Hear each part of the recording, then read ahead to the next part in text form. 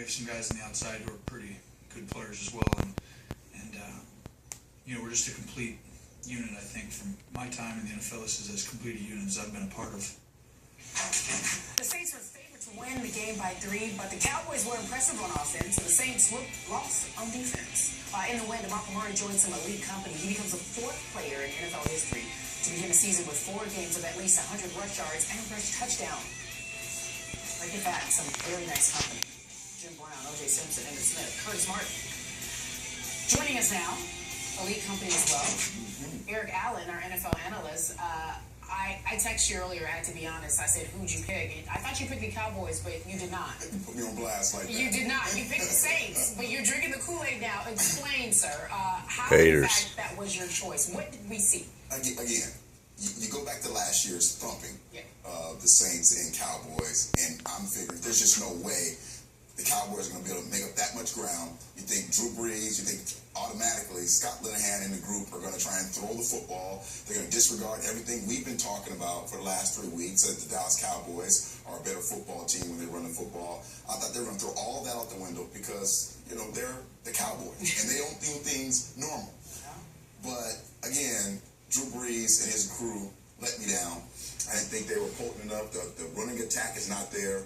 Defensively, they're struggling, and the Cowboys did exactly what I didn't think they were going to do. They ran the football, and it all starts with that group up front. Doug, Free, Martin, all those guys, not as good, Skip, not as good as the 90s group, but they are getting close to having that kind of ability to be able to come up that great dynasty. The early 90s? The group that I played. That was the greatest offensive line I ever saw in all my years. Ever saw. They were phenomenal. They were powerful. They were athletic. That's what I'm saying. They're not as good. No. But they're getting to that point to be able to come off that play action, get the tight end if they want to, Dez if they want to, Williams if they want to. I mean, it looks like this football team is set. Are they legitimate contenders? They without a doubt, particularly in the East, because Washington is a mess right now. The Giants are up and down. The Eagles, we saw their offensive line from last year, they were completely healthy. Now, all of them are banged up. So right now, when you look at that division, Dallas Cowboys are the football team to beat. Rod Marinelli, defensive coordinator, doing an outstanding job. Wait, you just said the team to beat? In the East. In the East. With the entrance to the offensive line of the Eagles. They are the team to beat right now. Listen, that's fair because of the point that he made in terms of the Eagles problems with the offensive line, even though they didn't get back Lane Johnson, I believe. They're getting him back.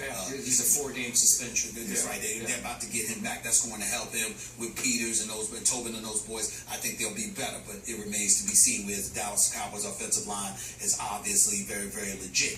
But caution, gentlemen, couple of things. Number one, maybe the Saints just stink a hell of a lot. Shut up. Thought they did. That's number one. Number one, without Darren Sproles, their offense ain't the same, and Rob Ryan is getting exposed right now defensively. Because, they just don't look like the same defense unless there's a plethora of injuries I'm not aware of. Number two, though, Skip Bayless, I brought up the schedule. Houston, Seattle, the Giants, and the Redskins, 2 divisional games. They're going to lose one of them, I believe. I don't think they're going to win both. Plus, you got Arizona. Those are their next 5 games. Biggest point that none of y'all brought up. You didn't bring it up earlier. You didn't bring it up now. As I look at this number, this DeMarco Murray, averaging 5.4 yards a carry, it's very impressive. It's very nice, isn't it? One slight problem. The man has 99 carries already. He's on pace for 400 carries. This is the injury-prone DeMarco Murray. So now you're predicting injury? No, I'm saying. I could wish that upon the man. I'm not wishing that upon because I'm not you. With your Eagles. That's all you got. That's all you got today. Austin Powers of the smile shad me. Stop it. Here's the deal, Skip Bayless. You have to remember, we often sit there and talk about 300 carries in the season is relatively dangerous for a running back. How we not going to bring up the fact that he's on pace for 400 carries? The fact is the Dallas Cowboys, in order to save him, may have to probably scale back. Wait. Tell me. Wait a minute. I got Dunbar in there, but they're not DeMarco Murray. They're not DeMarco Murray. They're pretty good. They looked good last night. Stop it. All right. I know Every time he touches the ball, something good happens. I understand that. Yeah, when he ain't the man, but Emmitt Smith taught us a long time ago. A little bit different when you the focal point. You see what I'm saying? Yeah. So all I'm trying to say to you is this, Skip Bayless. DeMarco Murray being on pace for 400 carries this year is a dangerous predicament for the Cowboys to be in, because come second half of the season, although their schedule scales back a little bit, bottom line is you look at them and you say, chances are they ain't gonna run the football that much. They're gonna throw it a hell of a lot more, which plays right into everybody's hands, because we want Tony Romo to throw the football. We definitely want that. We definitely want that. You still think they're an accident waiting to happen then? You know what? Hey, on this day, Chester smile. on this day, I have to concede. I have to give the Dallas Cowboys their respect and their props, because they Respect showed the star. up and they are balling. They are 3-1. And by the way, the one game that they lost, they outplayed the San Francisco 49ers in the second half. 14-0. So let's be clear. Let's be clear. For 3.5, even though they got outplayed in the first half by St. Louis, Well, thanks to basically the for 3.5 Tony Romo games, interception. the 3.5 games, the Dallas Cowboys have been the better team on the field. Yeah. I'm just saying, that's because DeMarco Murray is running the football. That will have to scale back a little bit. Am I making a valid point? You are. And again, what that's going to do with DeMarco Murray, as we all know, is it's not so much about after, 120 carries. If I'm a coordinator, what am I doing, Skip? I'm bringing that safety wear down in the what? Box. Okay? That's the whole advantage of having that great running game.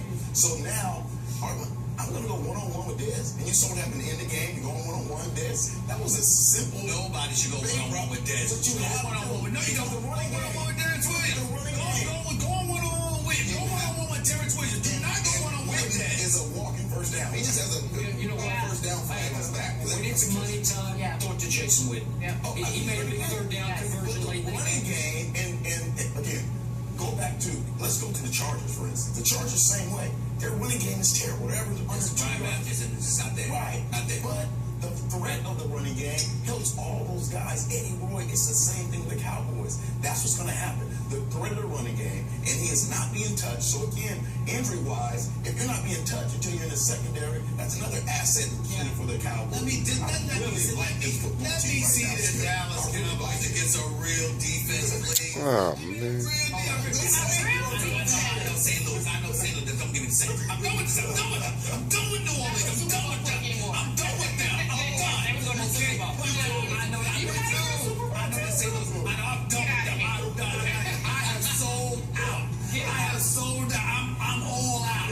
I'm throwing my chips. I'm done with the Saints. I'm done with them. St. Louis had to lose with San Francisco. Okay, I know that. Go ahead. Since you are now done with your Super Bowl pick, is that what you're saying? I'm done with them. I have a present for you. Don't do it. I have a present. Give it to me. Give it to me, Skip. I'll do it. I'll do it. Give it to me. Go ahead. Don't put that up. I'm done with them. I'm done with them. Don't do it. Yeah. I'm done with them. Pull it out a little bit so we can see the ends. Put it right. You gotta bring A it a little sideways a little bit.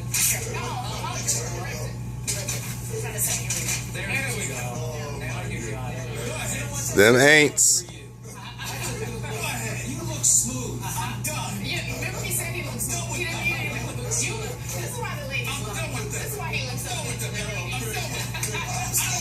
I don't usually engage in this kind of stuff. I'm not trying to be all extra, but that's how disgusted I am with the thing. I'm done with them. I'm done with them. Eric, Go I'm trying ahead. to be extra. He wants you to finish your conversation. I'm keeping this on for the rest of this segment. Take it off. Take it off. You've been humiliated enough. It's okay. Thank you for doing that. Yes. You did deserve that. Should make him wear a star. I still think they will win their division because I can't figure out who else will win that division. Is anybody else going to win the South? Well, you know what? Listen, Atlanta lost yesterday in Minnesota. Teddy Bridgewater, we saw what he did. Cam Newton and Carolina, they don't look good. And don't give me Tampa Bay. That's a subject about the Steelers, not even about them. I would tell you right now, If I had to pick somebody, it would be Atlanta. Because it would outside be they're a Atlanta. different team. It would be inside, Atlanta. Bridgewater did play well on Sunday. Okay, back to my Dallas Cowboys. The reason I do still love them to win the NFC East is I do think they match up well with your ex-team, the Eagles. They played the heck out of them last year with a historically bad defense. They went to Philly and won 17-3. Again, that was the most shocking result of the whole NFL season to me. And then at home in that final game to win the division, Nick Foles is going up against the backup. Romo's out, right? Yep. And what happened? Kyle Orton finally turned back into Kyle Orton at the end of the game, right? Remember that? Yeah. Okay, so to me, I'm using words about this Cowboy team I never thought that would spill out of my mouth. Solid, steady, dependable, trustworthy on defense and at quarterback. I never thought I would say that.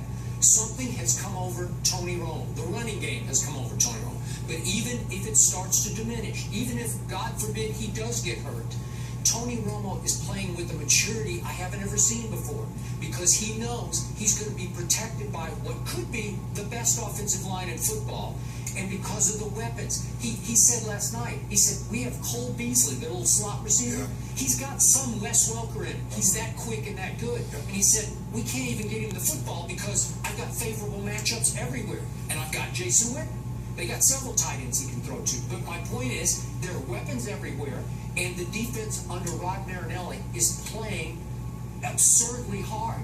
By the fourth quarter, the Saints receivers were getting tired of catching the ball and getting smacked. Yep. Because they were getting drilled by people from all sides. Okay, I haven't seen that in a long, long time with the Dallas Cowboys. You're right. You're right. And I have a lot of respect for Rod being able to get those guys to rally to the ball. And that's the difference in this Cowboys team. It is. Never a one-on-one tackle. Hurt defense, still tearing it up. They are tackling a lot better. Yes. A lot better. He's got them tackling. He's got them being more disciplined. They're keeping their eyes on the quarterback. They're anticipating better than I've seen them do in years. Dallas's defense is actually respectable. Ooh, that had to hurt. If I was Fred Sanford, I'd be like, I can't believe this. I just cannot believe it. They passed the I cannot believe it. Oh, stop it. No, stop. Don't sit there. He said that he knew all along. He said he knew all along. He's not. What he said was at the beginning, their defense was going to stink, but their offense was so lethal, and they were winning the division by default. Now all of a sudden we talk about their defense. He's like this. Be underrated. Oh, stop, please, please. How would I think to win the division if I didn't think they could play any defense? Because you said that I said Rod Marinelli would change the You said culture. they were suspect, and you said their offense would carry them. You said nothing positive about their defense. Nothing. And by the way, Bruce Carter's got a quad. It could be ripped. I don't know what's going to happen. And Mo Claiborne, you can say it's who cares, like good riddance, but it's not good riddance. It's not good riddance. Tore his ACL. It sounds like. Oh, I don't wish that. I don't. After the game, Jerry Jones said of one DeMarco Murray is extremely inspirational. He's our player. All right. Oh, really? Now, so that's good. I do appreciate Jerry saying that right around the time my brother is expecting his money. Yeah. Because if DeMarco Murray pay him. Oh, I don't mind that. Derek Allen spinning around. He was talking about something. the Eagles next. The high-flying Eagles couldn't get off the ground as the 49ers were able